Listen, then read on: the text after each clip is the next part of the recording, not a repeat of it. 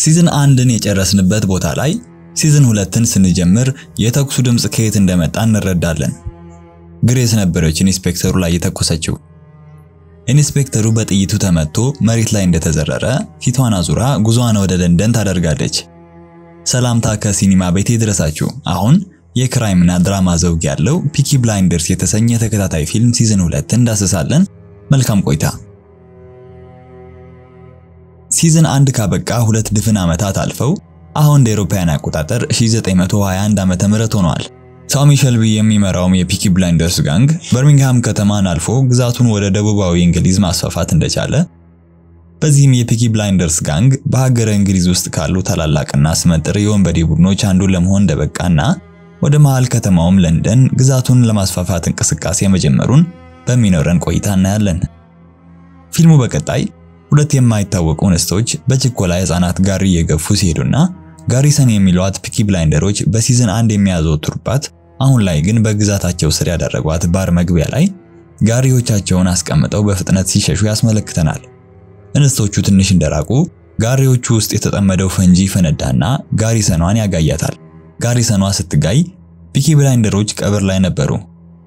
ቀብሩ ከሼልቢ ቤተሰብ አንዷ የሆነችውና በሲዝን 1 ላይ የተዋወቅናት የአዳ ሼልቢ ባለቤት የነበረው የፍሬዲ ቶርን ነበር። አዳና ባለቤቷ ፍሬዲ ቶርን ለንደን ይኖሩ የነበረ ሲሆን ባደረበት ህመም ነበር ያረፈው። በዚህ መሃል ቶሚ እህቷ አዳን ከለንደን ወዳሉበት በርሚንግሃም እንድትመጣ ፈልጓል። ለምን እንደፈለገ ላስረዳችሁ። ቀደም ብዬ እንዳነሳውላችሁ ፒኪ ብላይንደሮች በርሚንግሃምን ከተቆጣጠሩ በኋላ አዳ ወደምትኖርበት ለንደን ግዛታቸውን ለማስፋፋት ስራ በመጀመራቸው በማስፋፋት ስራ ላይም አዳ ፒኪ ብላይንደር በመሆኗ ከሌላ ጋንግ የበቀል ጥቃት ይደርስባታል ብሎ በመስጋቱ ነበር። አዳ በሐሳቡ አልተስማማችም። አለመስማማትን ብቻ ሳይሆን ራሷን ከፒኪ ብላይንደርነት መለየቷን ትናገራለች። ቀብሩ እንዳለቀ የፍንዳታው ወሬ ለፒኪ ብላይንደሮች ይደርሳቸዋል። ቶሚ ለጋሪሰናቸው መጋየት ጥፋተኞቹ በሲዝን 1 የተዋወቅናቸው ራሳቸውን IRA ብለው የሚጠሩ አማጽያን እንደሆኑ በመጠርጠር የአይሪሽ አማጽያን የሚያዘወትሩባት ብላክ ላዮን ወደሚሏት ባር ይሄዳል። እዛም እንደደረሰ በአንድ ህፃን ልጅ መሪነት ወደ እነሱ በሚሄድበት ወቅት መንገድ ላይ በማይታወቁ ሰዎች ይጠለፍና ወደ ሆነ ቦታ ይወሰዳል። ጠላፊዎቹ ቶሚ ለጋሪሰኗ መጋየት ጥፋተኛ ናቸው ብሎ የጠረጠራቸው የአይሪሽ አማጽያን ነበሩ። አማጽያኑ ከእንግሊዝ መንግስት ጋር ስምምነት ላይ ባይደርሱም ግን በኢንስፔክተሩ በኩል በድብቅ አንዳንድ የውስጥ ስራዎችን እንደ ግድያና አፈና የመሳሰሉ ስራዎችን አብረው ይሰራሉ። የአማጽያኑ የበላይ የነበረችው ሴትዮ ቶሚን በማስፈራራት የእንግሊዝ መንግስትን የሚገዳደሩ ተቃራኒ ፖለቲከኞችን እንዲያስወግድ ትዕዛዝ ትሰጠዋለች። ይህንን ያደረጉበት ምክንያት ፖለቲከኞቹን ማን ገደላቸው ቢባል እንኳን በጋንግ ጠብ ነው የሞቱት እንዲባልና የእንግሊዝ መንግስት እንዳይጠየቅ በሚል ነበር። ቶሚ በአማጽያኑ የታዘዘውን ግድያ ይፈጽማል። ፊልሙ በቀጣይ የነ ቶሚ ሼልቢ አክስት ስለሆነችው ስለ አንት ፖሊ አንድ ነገር ይነግረናል። ከአመታት በፊት 2 ልጆች እንደነበሯትና በጊዜውም ከነበራት የሱሰኝነት ኑሮ የተነሳ ልጆቿን ማሳደግ አለመቻሏ በዚህም ምክንያት መንግስት ልጆቿን ለማደጎ እንደሰጠባት ከዛም በኋላ አይታቸው እንደማታውቅ ያስረዳናል። ይህ ከሆነ ብዙ አመታት አልፈዋል። ሰሞኑን ግን አንት ፖሊ በህልሟ ሴት ልጇን ማየት ጀምራለች። ህልሟ ስላስጨነቃት ህልሙ ምን እንደሆነ ህልም ይፈታሉ ወደሚባሉ ሰዎች ትሄድና ሴት ልጇን እንደሞተች ትረዳለች። ከዚህ በኋላ ነው ሁለተኛ ልጇን ለማፈላለግ የተነሳችው። ቶሚ የፒኪ ብላይንደሮችን ግዛት የበለጠ የማስፋፋት ህልሙ በመሃል ከተማው ለንደን ካለው የጣሊያን የወንበዴ ቡድን ወይም ጋንግ ጋር ግጭት ውስጥ ያስገባዋል። ለንደን ከተማ ውስጥ ተፈሪነት ካላቸው 2 የወንበዴ ቡድኖች መካከል አንዱ የጣሊያኖቹ ጋንግ ነበረ። እዚህ ጋር ፊልሙ በለንደን የጣሊያኑ ጋንግ መሪ የሆነውን ዳርቢ ሲቪኒን ያስተዋውቀናል። ሌላኛው የወንበዴ ቡድን ደግሞ በአልፊ ሰለሞን የሚመራው የአይሁዳውያኑ ጋንግ ነበር። እነዚህ ጋንጎች ምንም እንኳን በለንደን ተጽዕኖ ፈጣሪ ቢሆኑም ግን ጠላቶች ነበሩ።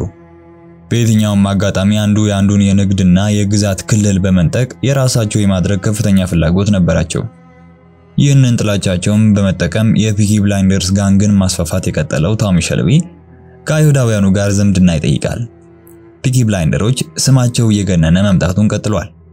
ከአይሁዳውያኑም ጋር መወገናቸውን ዳርቢ ሲቪኒ ሰምቷል። ፒኪ ብላይንደሮች ለንደን እንደደረሱ ሆን ብለው የጣሊያኖቹ ሆቴል በመግባት ጠብ ይጭራሉ። ይህንን የሰማው የጣሊያኑ ጋንግ መሪ ሲቪኒ እዛው ለንደን የምትኖረውን የቶሚ እህት አዳ ሼልቢን ያሳፍናታል። የፒኪ ብላይንደሮችን ማለቃ የሆነው ቶሚን በማስያዝ ክፉኛ ማስደብደብ ይጀምራል። በደብደባውም ቶሚ ሞት አፋፍ ላይ ሲደርስ በቅርብ ርቀት የተኩስ ድምጽ ይሰማል። በዚህም የተደናገጡት የጣሊያኖቹ ጋንግ ቶሚን ሳይጨርሱት እያጣጣረ መሬት ላይ ጥለውት ይሸሻሉ። ካሜራው ቶሚ ወደ ወደቀበት በብረታማ የተኩላ ራስ ቅል ባጌጠ ዘንግ እያነከሰ የሚራመድ ሰው ላይ ትኩረቱን አድርጓል። ከፊልሙ እንደምንረዳው ሲዝን 1 መጨረሻ ላይ ግሬስ ተኩሳ የመታችው ኢንስፔክተር ካምቤል ነበር። በግሬስ ጥይት ከተመታ በኋላ ላለፉት 2 ዓመታት ለንደን ተቀምጦ የነበረ ሲሆን አሁን ከኢንስፔክተርነት ወደ ዋና ሳጅንነት ማዕረግ አድጎ ወደ ስራው ተመልሷል። በፊልሙ በሚኖረን ቆይታ ግን ኢንስፔክተር የሚለውን ማዕረግ ስለምጠቀም ግር እንዳይላችሁ። እዚህ ጋር አንደኛው ኤፒሶድ ያበቃል። ሁለተኛው ኤፒሶድ ሲጀምር አዳ ሸልቢን ጠልፈዋት የነበሩ የጣሊያን ጋንግ አባላት ቶሚ አስቀድሞ በለንደን አዳን እንዲጠብቁ አሰማራቸው ፒኪ ብላይንደሮች ጥቃት ይደርስባቸውና አዳን ያደኗታል። ኢንስፔክተሩ አሁን ዋና የሆነው ማለት ነው ቶሚ ሸልቢን ከጣሊያኖቹ እጅ ካዳነው በኋላ ሆስፒታል በተኛበት አልጋ ላይ በአይሪሾቹ አማጽያን ተልኮ ስለፈጸመው ግድያ እንደሚያውቅ በማንሳት በግድያ ወንጀል ዘብጥያ ማውረድ ካልፈለገ እርሱ የሚለውን ሁሉ እንዲያደርግ ያስፈራራውና ሲሻለው ትዕዛዙን እንደሚሰጠው ነግሮት ይሄዳል። በነገራችን ላይ በኤፒሶድ 1 መጨረሻ ኢንስፔክተሩ የመንግስቱ ተቃዋሚዎችን ማስወገድ በተመለከተ የጸጥታ ኃይል እንዲሰጠውና የማሰር ሙሉ ፍቃድ እንዲያገኝ ከሚኒስትሩ ቸርችል ጋር ስምምነት ላይ ደርሰው የነበረ ሲሆን በዚህም ቶሚ ሸልቢን ለሚሽናቸው መምረጡን ለሚኒስትሩ ነግሮት ነበር። ኢንስፔክተሩ ቶሚን ከተለየው በኋላ በዛን ሁለት ምሽት ቶሚ ከሆስፒታሉ በማምለጥ ወደ ለንደን የምታቀና ታንኳ ተሳፍሮ ይላል። ይህንን ያደረገበት ምክንያት የጣሊያኖቹ ጋንግ መሪ የሆነው ሲቢኒ ቶሚ በህይወት መትረፉን መስማቱ ስለማይቀር ሆስፒታል በተኛውበት ያስገድለኛል የሚል ስጋት ስለነበረበት ነው።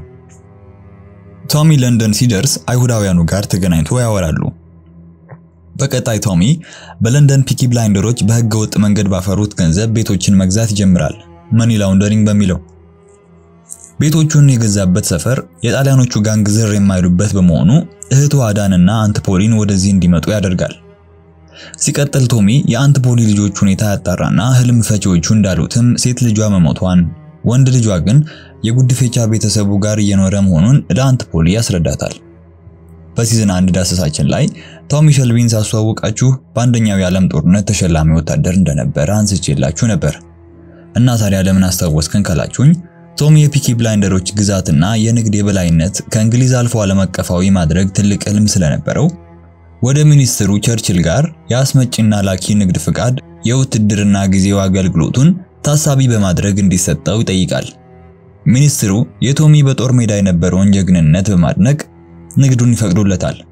በነገሩ ኢንስፔክተሩ ባይስማማም ከሚኒስትሩ ጋር ቶሚ የመንግስት ተቃዋሚዎችን የማስወገድ ስራ እስኪጨርስ ንግዱን እንዲጀምር ይፈቅዱለታል። ከጨረሰ በኋላ እሱንም ለማስወገድ አቅደዋል። በዚህ በኩል የቶሚ ሸልቢ ታላቅ ወንድም አርተር የስሜት ቀውስ ውስጥ ገብቷል። በሲዝን 1 ዳሰሳችን ላይ ያላነሳነው አንድ ነገር አርተርን የስሜት ቀውስ ውስጥ እንዲገባ ተጨማሪ መንስኤ ነበር። መንስኤው ምን ነበር መሰላችሁ? በሲዝን 1 ላይ አባታቸው ጎራ ብሎ አይቷቸው ነበር፣ ምንም እንኳን ከአባታቸው ጋር ቢኳረፉም። አባታቸው በቆይታው ከአርተር ጋር መቀራረብና አብሮ ጊዜን ማሳለፍ ይጀምራሉ። አባትየው አሁን አሜሪካ እንደሚኖርና አትራፊ ቢዝነስ ውስጥ እንደሚሰራ በመንገር አርተርንም ብር እንዲያበድረውና ቢዝነሱን አብረው እንዲሰሩ ካግባባ በኋላ ገንዘቡን የሚመልስበት ጊዜ ሲመጣ አባቱ ይክደዋል። አርተር ፒኪ ብላይንደሮች ሳያውቁ በድብቅ ሰርቆ ለአባቱ የሰጠው የገንዘብ መጠን ከፍተኛ ስለነበር ያበደረው ገንዘብ ሲከስር ራሱን ለማጥፋት ይሞክራል። ነገር ግን የታነቀበት ገመድ ስለተበጠሰ አልተሳካለትም። አርተር በባህሪው ቁጡና ብስጩ የሆነ መምጣቱን እንመለከታለን። በዚህም አንድ ጊዜ የቦክሲንግ ግጥሚያ ላይ ገና በአስራዎቹ ያለን ህፃን ልጅ ይገድላል። ከቀን ወደ ቀን እየባሰ የመጣው የስሜት ቀውሱን ለመርሳት አደንዛዥ እጾችን መጠቀም ጀመረ።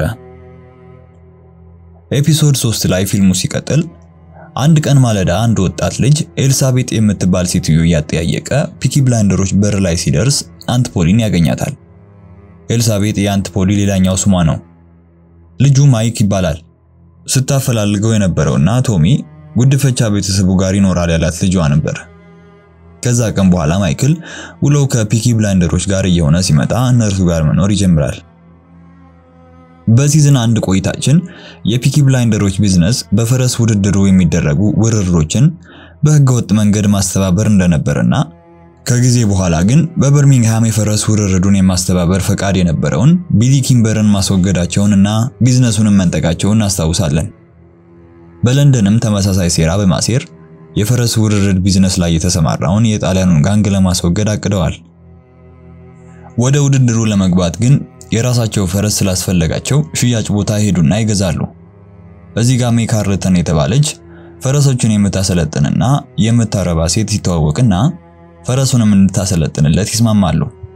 ፒኪ ብላይንደሮች ከሽያጭ ቦታው ሲወጡ ከጣሊያኑ ጋንግ ያልተሳካ የግድያ ጥቃት ይደርስባቸዋል። የሲቢኒ ቶሚን የማስወገድ ሙከራ በተደጋጋሚ ያልተሳካ ብሏል። ኤፒሶድ 4 ሲጀምር ኢንስፔክተሩ ከአይሪሽ አማጽያን ወይም በሌላ ስማቸው ዲአይአርኤ ጋር በመመሳጠር አንድን የመንግስት አካል እንዲያስወግድ ለቶሚ ትዕዛዝ ይሰጠዋል። በዛን ሁለት ምሽት በቶሚ ታላቅ ወንድም አርተር የሚመራ የፒኪ ብላይንደሮች ቡድን በድጋሚ የሲቢኒ ሆቴል በመግባት ጠብ ይጭሩና ሆቴሉን እንዳልነበር ያደርጉታል። ቶሚ ጥቃቱን ያቀደው ሆቴሉ ያለበት ክልል አስመጪና ላኪዎች መርከቦቻቸውን የሚያራግፉበት ወደብ ስለነበረ ሚኒስትሩ በፈቀደላቸው ንግድ ፍቃድ መሰረት ቦታውን ከጣሊያኖቹ በማስለቀቅ በለንደን የመጀመሪያ ግዛታቸውን ለማረጋገጥ ነበር። ወዲያውኑም ቢዝነሳቸውን ይጀምራሉ። እዚህ ጋር የአንት ፖሊ ልጅ ማይክል ፒኪ ብላይንደሮች ቢዝነስ ውስጥ ለመቀጠር ቶሚን ሲነዘንዘው የሂሳብ ስራ እንዲሰራ ያደርገዋል።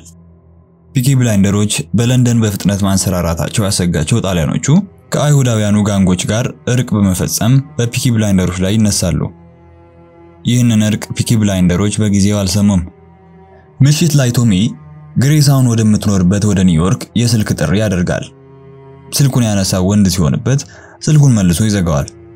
ግሬስ አሜሪካ ከሄደች በኋላ ከአንድ ባለ ሀብት ጋር ትዳር መመስረቷን እንረዳለን። ስልኩን ከለንደን መደወሉን ስታውቅ ቶሚ መሆኑን ግን አልጠፋትም። አራተኛው ኤፒሶድ እዚህ ጋር ሲያበቃ አምስተኛው የሚጀምረው አይሁዳውያኖቹ ጋንጎች ለፒኪ ብላይንደሮች የራት ግብዣ ሲያደርጉ ነው። አይሁዳውያኑና ጣሊያኖቹ ከታረቁ በኋላ ፒኪ ብላይንደሮችን ከከተማው የሚያጠፉበት ግብዣ ነበር። ከፒኪ ብላይንደሮች የተገኙት የቶሚ ታላቅ ወንድም አርተር ሼልቢና ቢሊ ኪችን የሚሉት ፒኪ ብላይንደር ከተወሰኑ አባላት ጋር ብቻ ነበር። ቶሚ ሜይ ካርልተን ጋር በጀመረው የፍቅር ግንኙነት ግብዣው ላይ አልተገኘም። እራት እንደበሉም ቢሊ ኪችንንና ሌሎቹን እዛው በመግደል አርተርን በሐሰት ቢሊ ኪችንን ገድለዋል በሚል ያሳስሩትና የስቅላት ፍርድ ያስፈርዱበታል። የከተማው የጸጥታ ኃይል በጋንጎቹ ተጽዕኖ ስር ስለነበረ ፒኪ ብላይንደሮች በሕግ ግዛታቸውን ማስጠበቅ ባለመቻላቸው ይበተናሉ።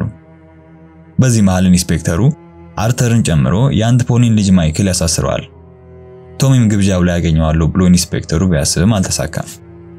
ከሜይ ካርልተን ጋር ያደረው ቶሚ ሼልቢ በንጋታው ወንድሙና አክስቱ ልጅ መታሰራቸውን በለንደንም የገነባው ግዛት መፈረካከስ መጀመሩን ይረዳል። አንት ፖሊ ልጇን ለማስፈታት ኢንስፔክተር ካምበል ጋር ስትሄድ ከእርሱ ጋር ካልተኛች በቀር ማይክል እንደማይለቀው ሲነግራት አማራጭ ስላልነበራት ተስማማለች። በንጋታው ማይክል ይለቀቃል። በቀጣይ ግሬስ ከአሜሪካ ወደ ለንደን መምጣቷን እናያለን። ከቶሚ ጋር ከተገናኙ በኋላ ወደ ለንደን የመጣችበትን ጉዳይ ታጫውተዋለች። መካን ስለነበረች ለሕክምና ነበር መፍትሄ ፍለጋ ባለቤቷ ጋር ለንደን የመጡት። የዛን ዕለት አብረው ያድራሉ። በንጋታው ቶሚ ታናሽ ወንድሙን ጆንን በድብቅ እዛው ለንደን ውስጥ አንድ ቦታ ይልከዋል። ኢንስፔክተሩና የአይሪሽ አማጽያን ቶሚ እንዲገድል ያዘዙት ሰውዬ ቤት ነበር የላከው። ጆንም እንደተባለው ሰውየው ቤት ሄዶ ጠባቂዎቹ ዘወር ሲሉ ፈንጂ ቤቱ ላይ በማጥመድ የሰውየውን ቤት ከጥቅም ውጭ ያደርገዋል። በፍንዳታውም ሰውየው ቤቱን ለመልቀቅ መገደዱንና ጥበቃውን ማጥበቁ ሰውየውን ለማስወገድ እንደሚያዳግት ያስጨነቀው ኢንስፔክተሩ ቶሚ ጋር በመሄድ መነጫነጭ ይጀምራል። ሲዝኑ መጨረሻ ላይ 6ኛው ኤፒሶድ ማለት ነው ቶሚ ሼልቢ ሰውየውን የሚያስወግድበት ጊዜ ይቀርባል። አርተር ሼልቢን የከሰሱት ሰዎች ነፃ መሆኑን ስለመሰከሩ በነፃ ይለቀቃል። ቶሚ በቀጣይ የአይሁዳውያኑ ጋንግ መሪ አልፊ ሰለሞን ጋር ይሄድና እንደ አዲስ አብረው ስለሚሰሩት ቢዝነስ ያወራሉ። ፒኪ ብላይንደሮች ህጋዊ የሆነ ዓለም አቀፋዊ ንግድ ፈቃድ ከሚኒስትሩ እንደተሰጣቸው ቶሚ ሲገልጽ አልፊ ሰለሞን የንግዱን ሙሉ ድርሻ እንደሚወስድ ቶሚን ቢያስፈራራውም ቶሚ ወደ ህንጻው ሲገባ ቦምብ አጥምዶ መግባቱን ከነገረው በኋላ በቶሚ ሐሳብ ተስማምተው ይለያያሉ። ቶሚ ሰውየውን የሚያስወግድበት ቀን ደረሰ። በአንድ ክብረ በዓል ላይ ግድያውን ለመፈጸምና የሲቢኒን የፈረስ ውርርዱን ቢዝነስ ሙሉ ለሙሉ ለመንጠቅ አቅዷል። በክብረ በዓሉ የፈረስ ውድድር ስለሚደረግ ውርርዱን የሚያስተዳድሩት የሲቢኒ ሰዎች እንደሚሆኑ ይታወቃል። በክብረ በዓሉም ላይ ንጉሱ ስለሚገኝ የአይሪሽ አማጽያን ጥቃት እንዳያደርሱ በሚል ስጋት ጥበቃው ጠበቅ እንደሚል ያውቃል። የሲቢኒ ሰዎችም የጸጥታ ኃይሉን ተማምነው ይሰሩ ስለነበር ሰውየው ሲገደልና የጸጥታ ኃይሉ ተኩሱን ሲሰማ ንጉሱን ለመጠበቅ ሲበተን በቀላሉ የሲቢኒን ሰዎች መዝረፍና የንግድ ፈቃዱን መንጠቅ እንደሚችሉ በማወቅ ፒኪ ብላይንደሮች ስራቸውን ይጀምራሉ። ግሬስ ለቶሚ ማርገዟንና ልጁም የሱ እንደሆነ ተነግረዋለች። ቀደም ብሎ ግሬስ መካን መሆኗን ስትናገር እናስታውሳለን። ነገር ግን ከምርመራው በኋላ ችግሩ ያለው ባሏ ጋር እንጂ እሷ ጋር አለመሆኑን ማወቋና ከኒውዮርክ የመጣችለት ቶሚ ጋር በማደሯ ልጁ የሱ መሆኑን ተነግረዋለች። ቶሚ ያልጠበቀው ነገር ባልጠበቀው ሰዓት ቢሰማም ከባሉ በኋላ ሊያወሩበት ተስማምተው ወደ ስራው ይሄዳል። እንዳቀደውም ሰውየውን ተኩሶ ሲገድለው የተኩሱ ድምጽ የሰሙት ፖሊሶች መሯሯጥ ይጀምራሉ። ቶሚ ወዲያውኑ የአይሪሽ አማጽያን ናቸው በማለት ያስወራል። ይሄኔ የሲቢኒ ሰዎች ሲጠብቁ የነበሩትን ጨምሮ በበዓሉ ላይ የነበሩት ፖሊሶች በሙሉ ንጉሱን ከአይሪሽ አማጽያን ለመጠበቅ ሲሄዱ ፒኪ ብላይንደሮች ይህንን ክፍተት ተጠቅመው የሲቢኒን ህጋዊ ሰነዶችን በሙሉ ያቃጥሏቸውና ቢዝነሱንም ከሲቢኒ ያጥቃሉ። ክብረ በዓሉ መክፈቻ ላይ ኢንስፔክተር ካምቤል ቶሚ ግድያው እንደፈጸመ እሱ እንዲያስወግዱ 3 ደህንነቶችን የህዝብ ፖሊስ ልብስ አስለብሶ ያሰማራል። ልክ እንዳቀደውም ቶሚ ግድያውን መፈጸሙን እንዳረጋገጡ አፍነው ይወስዱታል። በጫጫታው መሃል አንትፖሊ ኢንስፔክተሩን ለብቻው አገኝታ ትገለዋለች። በኢንስፔክተሩ የተላኩት 3ቱ ቶሚን ገድለው ለመቅበር ወደ አንድ እርሻ ወስዱታል። ገዳዩ ቶሚን እንዲንበረከክ ካዘዘው በኋላ የቀሰረውን ጥይት ወደ ባልደረቦቹ ይተኩስና ሁለቱን ይገድላቸዋል። ደህንነቱም ሚኒስትሩ ቸርችል በቅርቡ ሊያገኘው እንደሚፈልግና ሐሳቡን እንደቀየረ ነግሮት እንዲሄድ ያዘዋል። በቀጣይ ማይክል ከነርሱ ጋር ወጥቶ ለመስራት እንደሚፈልግ እንደወሰነ አስረግጦ ይናገራል። ቶሚ ለሚቀጥለው የግዛት ማስፋፋትና ሀብት ማካበት ጉዞ ብዙ ያቀዳቸው ነገሮች መኖራቸውንና ሚስትም የማግባት እቅድ እንዳለው ተናግሮ ሲጨርስ ሲዝን 2 እዚህ ላይ ያበቃል። በዚህ ሲዝን ቆይታችን ፒኪ ብላይንደሮች በርሚንግሃም ከተማን ተቆጣጥረው ግዛታቸውን ወደ ለንደን የማስፋፋት ውጣ ወረዳቸውን ተመልክተናል። አዳዲስ ገጸ ባህሪያትንም ተዋውቀናል። በሚቀጥለው ሲዝን ምን እንጠብቅ? ቶሚስ ማንን ያገባ ይሆን? ግን ከሁሉ በላይ የፒኪ ብላይንደሮች ጋንግ ግዛቱን ወዴት ያሰፋል የሚሉና ሌሎች ጥያቄዎችን በሲዝን 3 ይመለሳሉ። በሲዝን 2 የነበረን ቆይታ ይሄንን ይመስላል። ላይክ፣ ኮሜንት እና ሰብስክራይብ ያደረጋችሁ በሲዝን 3 እስክንገናኝ ድረስ መልካም ቆይታ።